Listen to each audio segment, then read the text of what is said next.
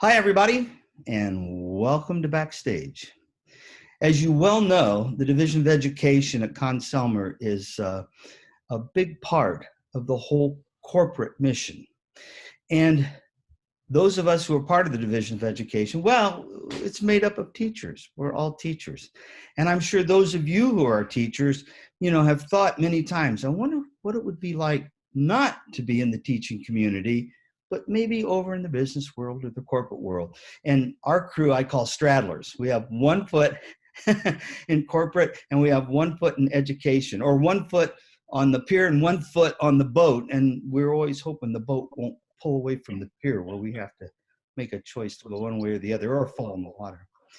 And one of our really key people who has an incredible background, and once you hear it, you're going to be like, whoa, this is unbelievable, is Walt Straiton. Walt is not only one of my dearest friends in the whole world, but he is also one of our educational support managers. So please say hello to my dear friend, Walt Straiton. Walt, how are you doing? Marvelous, Tim. Great to see you. Thanks for the opportunity to get together, man. It's all good. Did you get a haircut this morning too? As a matter of fact, I did. I schedule one every 6 weeks, whether I need it or not. Yesterday, Paul, our cameraman, would be rolling on the floor because it wouldn't look very good. Yeah, I do every 6 weeks as well. So yeah, I can tell. You're probably due again. Walt, tell us a little bit about your background, because it is so remarkable. It's quite a mosaic you bring to us. Well, I loved your opening thing about like we're all straddlers and things like that. For me, I'm a true mongrel, and I appreciated the setup, but mine has been a quilted career. I live in north central Pennsylvania, and you have the Amish, and they make these beautiful quilts. You're in Indiana, what we're talking about, and they make them by hand and they hang them out. For me, it's been a piece of this and a piece of this and a piece of that along the way. I got my start in the business. I taught for 26 years at Williamsport High School, as you all know, and got to do some. I'm a dissertation shy of a PhD from Penn State. I did undergrad at what was Millersville State College at the time in Pennsylvania, now Millersville University. Did a master's at Eastman, and did some graduate work before. Enjoyed teaching K to 12. Got some forays into higher education. Been blessed to do some external projects with some pro orchestras and things along the way. That was kind of like the setup, and you just get into it. Can you talk just a little bit about, because I think this is one of the most unusual, in fact, I think you're the only person I know that may be in this category, where you were the string teacher at the school, you were head of the string department, and you were also involved with the marching band. What a combination. Okay. Well, I'll do this as quick as I can to take you back in my youth to put things in context. My musical journey started as what was as a hyper 5-year-old, and a Lowry organ showed up in the family home.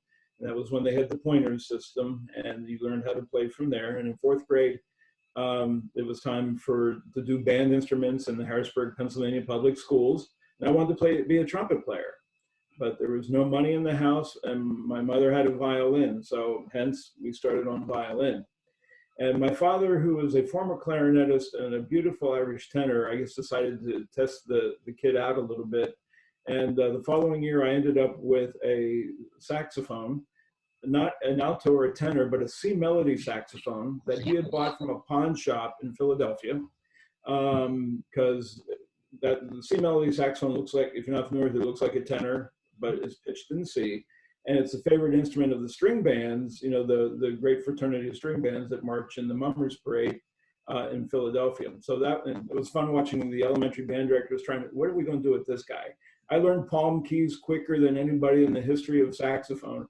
What book do we give this kid, And in 6th grade, I ended up with a Bundy saxophone. And in 7th grade, of all things, my dad bought a 7-foot Deegan marimba at Goodwill Industries for $50.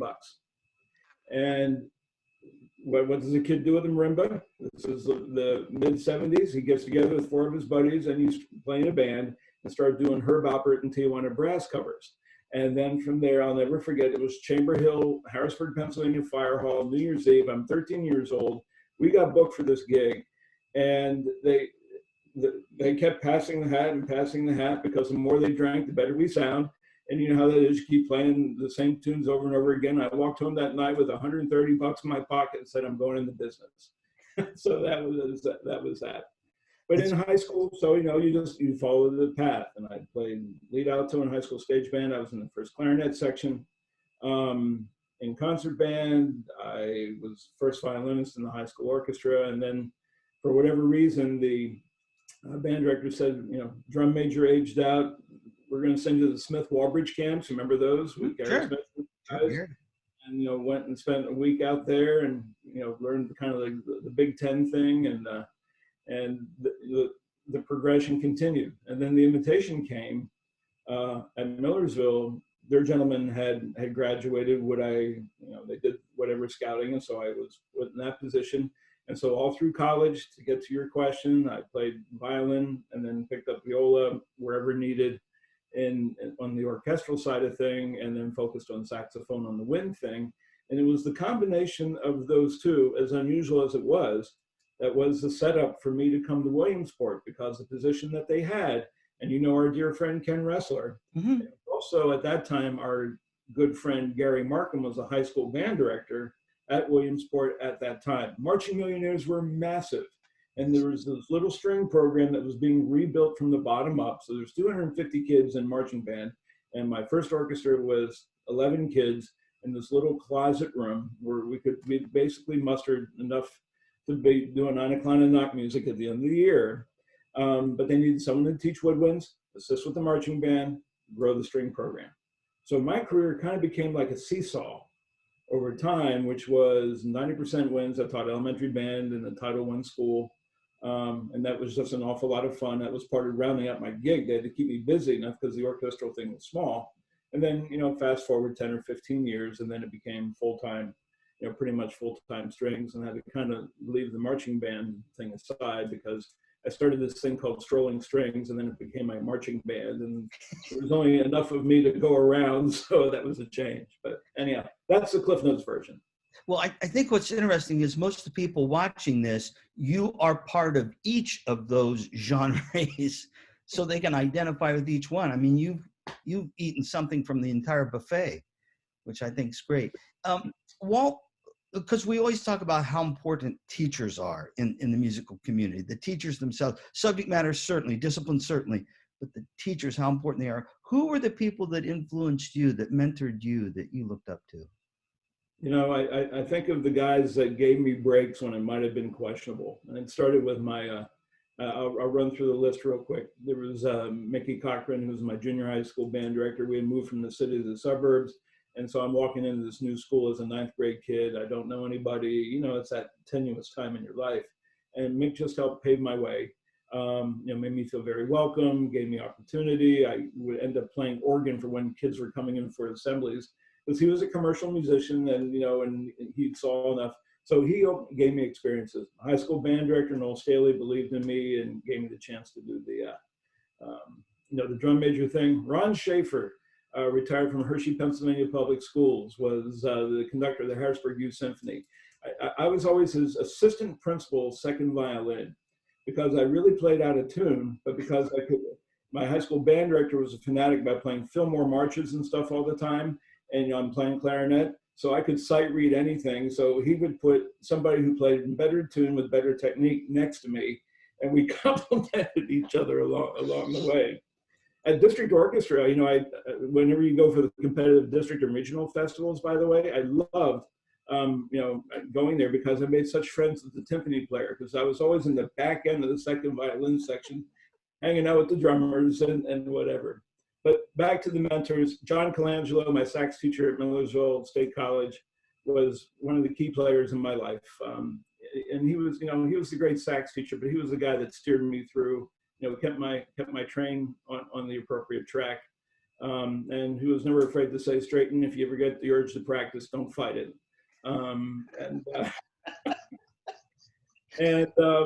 You know, working with Gary, working with Paul Kellerman, who succeeded Gary at Williamsport. Paul was the teacher's teacher. He was the guy that took me as the young buck who thought he knew everything, as all of us do when we come into this business, you know, early in our 20s, and said, no, you have quite a few things to learn. And then ultimately the guy who our dear mutual friend was Ken Ressler, Mm-hmm. who mentored me up until his transfer to Texas Christian University, who allowed me the error of my ways, always had my back, and had that incredible gift of just correcting you in a way that you wanted to be self-corrected. So those are my guys. Wow, that's quite a lineage of people that were around you.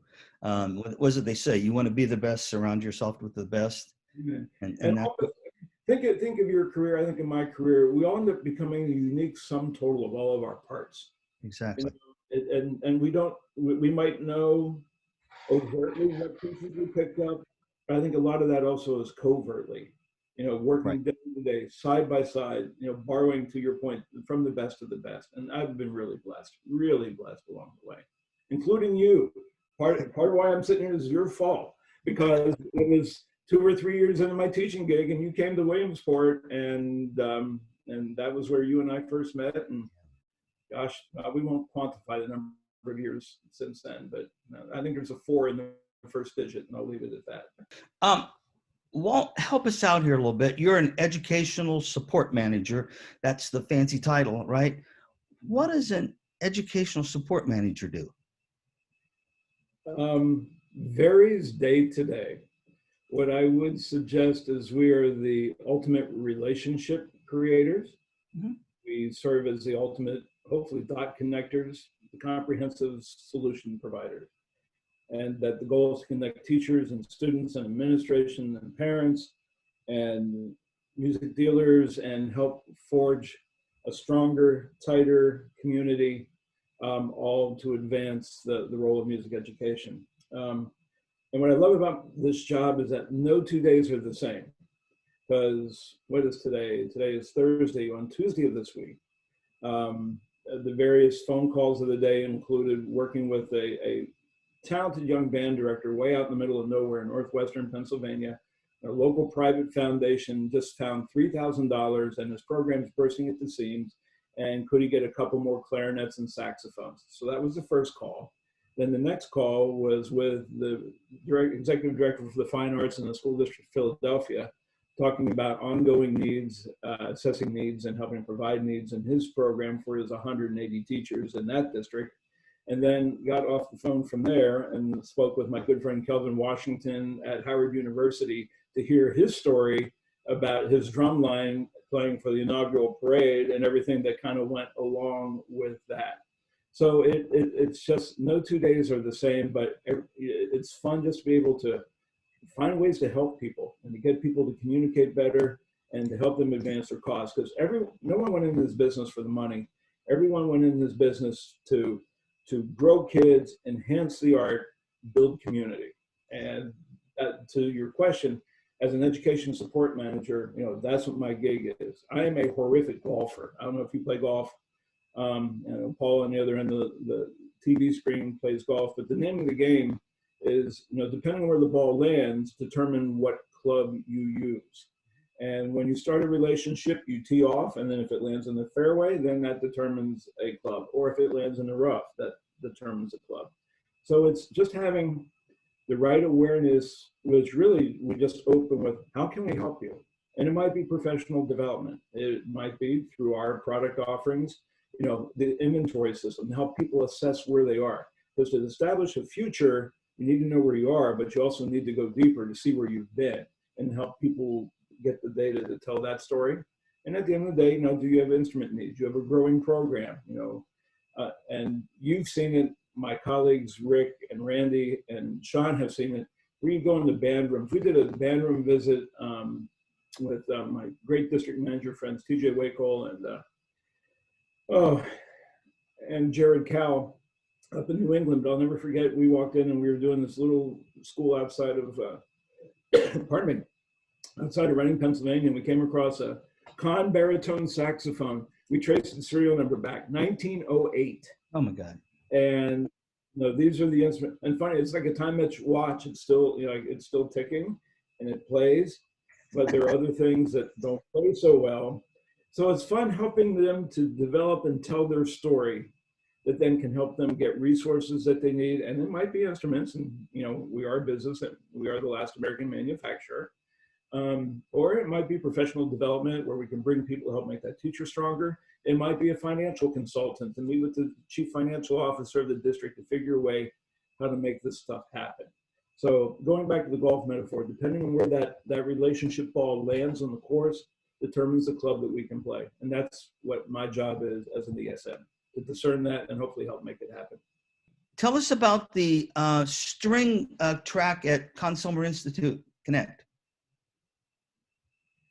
It was an honor and a privilege to help begin to bring that together over the past couple of years. And I have a specific personal attachment to the Sherlin-Roth brand, which is our string brand with under the heading of the Consumer family of instruments.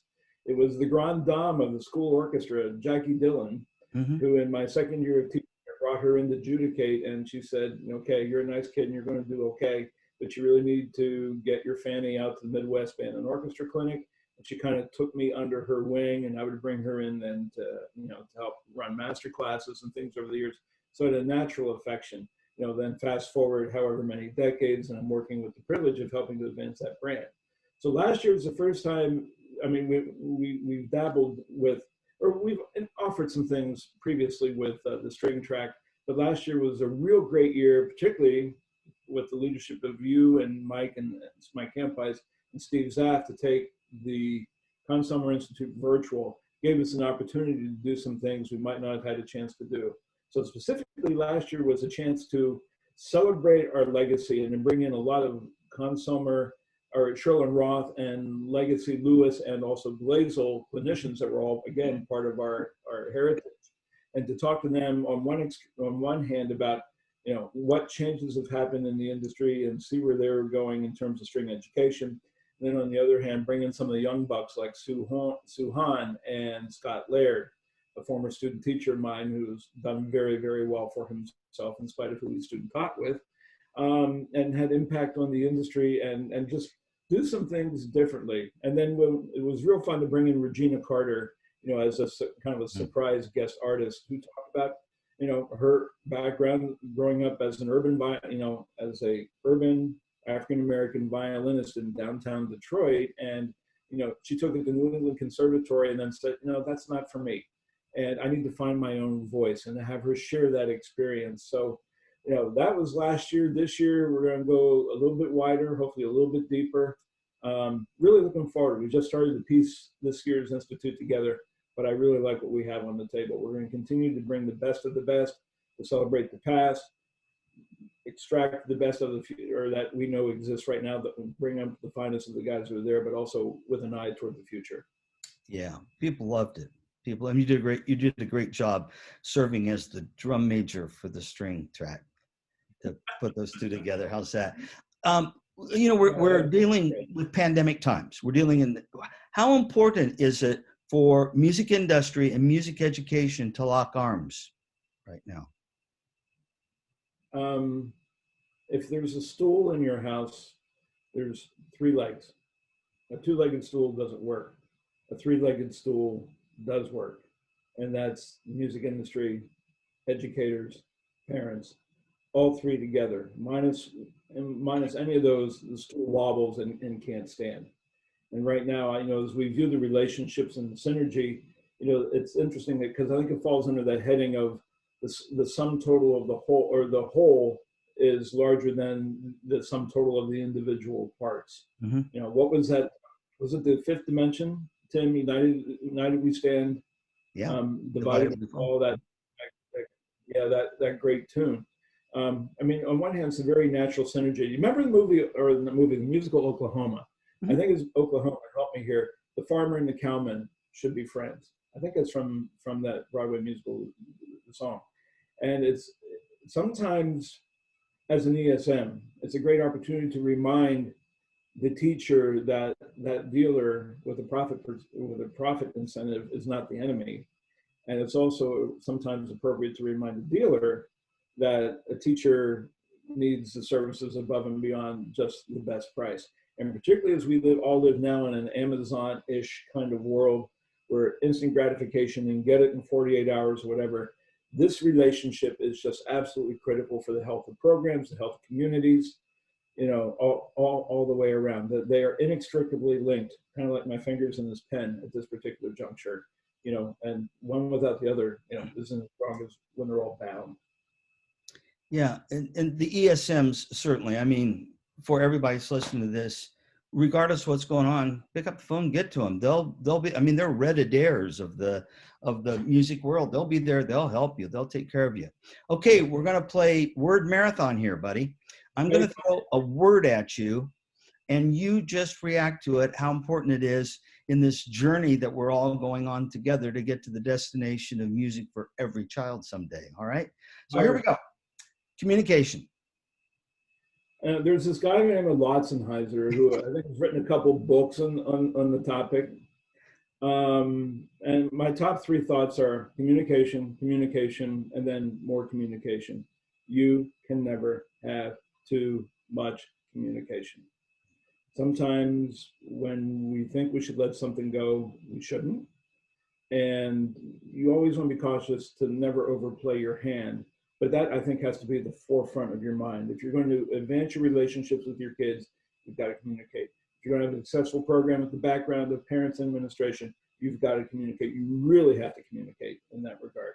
And it comes into the role of the community. You need to be always working to get to, how do I get the word out? What are the offerings that we can create? That was what the Strolling Strings were, was our rapid deployment force. Because an orchestra is sitting up on a hill, and particularly in a band community, we had a branding issue. We had to do something. That became my Navy SEALs of orchestral music in terms of doing it. And that was a form of communication, point being, a form of communication in the community that then helped solidify the strength of the program. So yes, it's all about communication at every level. Well, and that's what you do every day, right? I mean, that's your day, is communicating. So here's the next word, Walt. Go. Relationships. Can't have too many. And it's a 360-degree circle, which maybe builds Tim on the communication aspect, because it's relationships with your students. I'll come back to that. It's the parents, administration, community. It's the janitor. It's the secretaries in the office. It's all those people who that depend on you, but ultimately you're going to depend on them to help make sure that everyone is successful.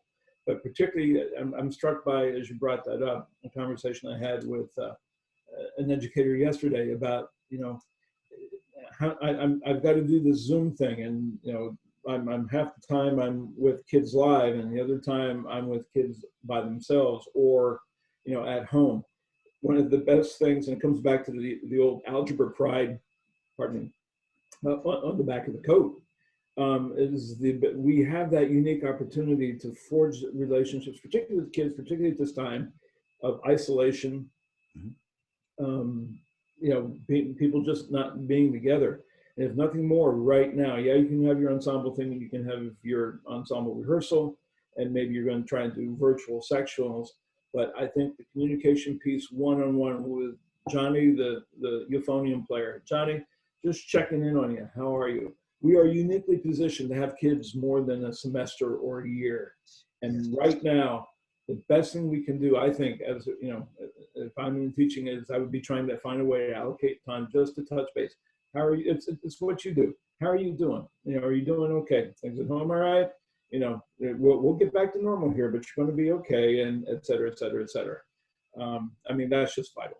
Absolutely vital. Amen. Communication, relationships are fuel and the forward motion, everything. Okay, here's the next word for you, buddy. This is great. Attitude. It's everything. People follow you. They're watching you when they're not watching you. They're watching your overt behavior. They're watching your covert behavior. We're on all the time. And I think it's incumbent upon us to always project a positive attitude, a can-do spirit, and do it in the right way for all the right reasons and for the right means. That's how, and particularly again in this particular time where attitudes are sagging. It's about picking up. The gal that cut my hair this morning was going through like a real rough patch, and it was a time to remind her that while there's a global pandemic and there's political noise and all that stuff can flavor things, We can't control that, all this other stuff. The one thing we can control is our attitude. And it's important for us to do that because everyone's watching. Well, and if you go back, there's been some, for all of our lives, there's been toe stubs or things went wrong. You're one of the most positive people I know. Positive meaning you're always moving forward and things are working. And there's got to be times you want to go, how do you pull yourself to that level where predictably Walt Straiton is going to be positive and optimistic? That's a great question. I'm a Norman Vincent Pealian kind of guy. Mm-hmm. I grew up, I don't want to get into all types of spirituality. I had my first church organ gig when I was 16. And it was fascinating. I needed to be positive on one service one time where I was supposed to be accompanying this anthem in the key of D flat. And my fingers didn't do real well in the key of D flat, and this was your bad church choir. And they had just gotten one of those new Allen digital organs that had the automatic transpose finger or feature. Mm-hmm. And so my middle finger trying to play a G flat ricocheted off, hit the number 3, and moved the anthem up a minor third. And lights are blinking, and the choir is trying to find movable, it gave new meaning to movable dough. And the choir is trying to figure out where they are. And I'm like, these lights are blinking. I'm like, oh, what did I do? And the choir director with red hair, his face gets real red. And I looked and was like, oh, I see what I did. So I naturally responded and pushed it back to 0. And the choir went, and then again, trying to find the key area. So it's important to maintain a positive attitude, no matter when you step on those landmines of life. But I guess I brought up the church thing because to me, going to church was just something you did. And I grew up in the Lutheran church and all that stuff. But for me, it was Peel who kind of just tied it all together. And the book, the book of Power of Positive Thinking, mm-hmm. time-honored classic. There is a power with that. And you look at the Dale Carnegie stuff, and you look at the Stephen Covey stuff. I mean, some people dismiss it as fluff, but the reality is extracting the best, and then throwing a Lotzenheiser book or two, and it's all about keeping that energy forward. And if you can't do it, find a way. Talk about balance. I remember watching Randy Greenwell saying he talked about work-life balance. So exercise, that comes back to relationships, the ability to communicate. I mean, all this stuff is inextricably linked. Yeah. It's the one thing we do have control on that compass. Yeah, and so forth. And that's politely, that's the pulpit of Tim. And that's what people keep. We feed off that because, and that then goes right into leadership. People are going to respond to whatever it is that you demonstrate, and you just have to find ways to keep that candle burning. Yeah. One more word. Here we go, buddy. Loyalty. Tantamount to success. Period. That's in every phase of your life. That's loyalty to your profession. That's loyalty to a spouse or a significant other. That's loyalty to the people, your students. That's loyalty. That's critical for the organizations that you work for. And particularly in a day and age where that can be a real fleeting commodity. Yes. And I think we reap the positive, or in this case, perhaps the less than positive benefits of, bouncing everywhere along the way. Being true to yourself, true to your friends, true to your family, true to all things that you are represented in is just absolutely key and vital for the success of others and also yourself. We can go on forever. As people are listening to this, what one thought, Walt, would you give them as they navigate these uncharted waters? What one, particularly those teachers that are doing 3 different things and it's all new and it's all different, what one piece of advice would you share with them? Be authentic. Be authentic in your approach to all people, places, and situations. Don't try and BS your way through something. You know something, you don't know something, you're frustrated. I mean, all this stuff is okay. I think the key is just authenticity, because I think that word can link to the other ones that you taught, that you spoke to.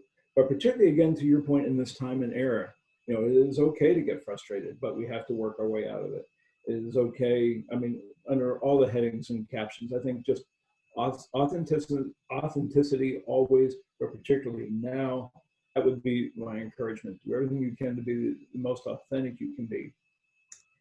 Yeah, and that's what we certainly need for all of us, for being a role model for the students. Yeah, So we that do our best. We yeah, do our they have an anchor. Walt, I love you. You know that. You're a dear brother. Thanks for giving us a hunk of your time when you could be out in school. So I know you're going to do that next.